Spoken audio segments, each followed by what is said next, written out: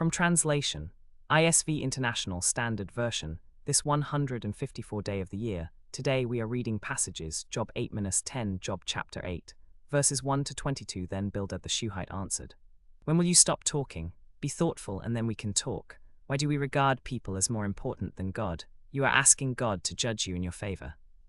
Surely you have helped those without strength, and you have saved the arm without strength. Surely you have shown kindness to the widow and supported the fatherless. But now you are in trouble because you are wicked, and you are being punished because of your evil ways. If you would seek God and approach the Almighty, if you would plead with the Almighty, if you were pure and upright, surely He would respond to you and restore justice to your side. If your children have sinned against Him, He has repaid them for their sin.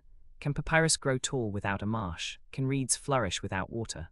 While they are still uncut, they wither faster than any plant. Such are the paths of all who forget God. The hope of the godless will perish. His confidence is a spider's web. He leans on his house, but it won't stand. He takes hold of it, but it will not endure.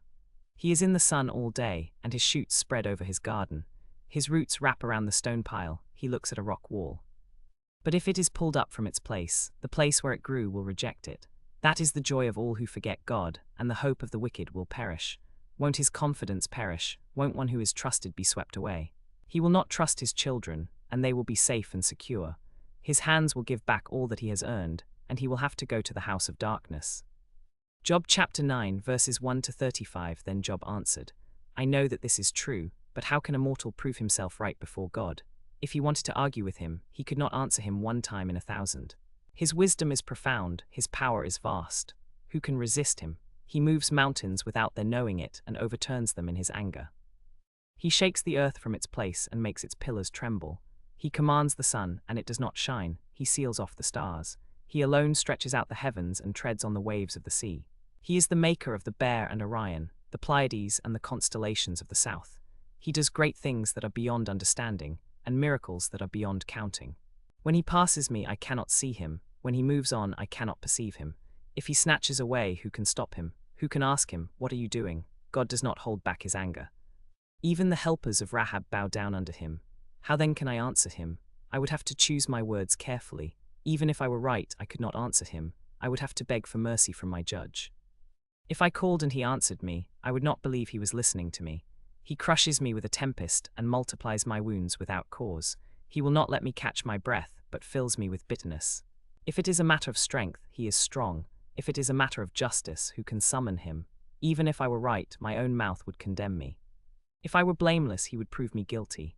I am blameless, I have no concern for myself, I despise my own life. It is all the same, therefore I say, he destroys both the blameless and the wicked. If a scourge brings sudden death, he mocks the despair of the innocent. When a land falls into the hands of the wicked, he covers the faces of its judges.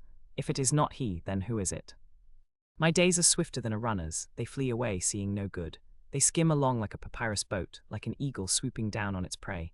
If I say, I will forget my complaint and change my expression and smile, I still dread all my sufferings, for I know you will not declare me innocent. I will be condemned, why then do I labor in vain? If I wash myself with soap and cleanse my hands with lye, you will plunge me into a pit, and my own clothes will abhor me. He is not a man like me that I might answer him, that we might confront each other in court. If only there were someone to arbitrate between us, to lay his hand upon both of us, someone to remove God's rod from me, so that his terror would frighten me no more. Then I would speak without fear of him, for I am not what I am now. Job chapter 10, verses 1 to 23. I detest my life and will give free expression to my complaint. I will say to God, "Do not condemn me, but tell me why you are against me. Do you think it is right to oppress me, to reject the work of your hands and favor the plans of the wicked? Do you have eyes of flesh? Do you see as a mortal sees? Are your days like those of a mortal, or your years like those of a man, that you must look for my iniquity and search for my sin, although you know that I am not guilty, and that no one can deliver from your hand? Your hands fashioned and made me, and now you turn on me and destroy me. Remember that you fashioned me like clay. Will you turn me back to dust? Did you not pour me out like milk and curdle me like cheese? You clothed me with skin and flesh and knit me together with bones and sinews. You gave me life and showed me kindness, and in your providence watched over my spirit. But this is what you have done. You have kept me from the path and have covered me with darkness. If I sinned, you would be watching me and you would not spare my punishment. If I am wicked, woe to me. Even if I am innocent, I cannot lift my head, for I am full of shame and look for my relief. If I look up, you see me and you spy my torment.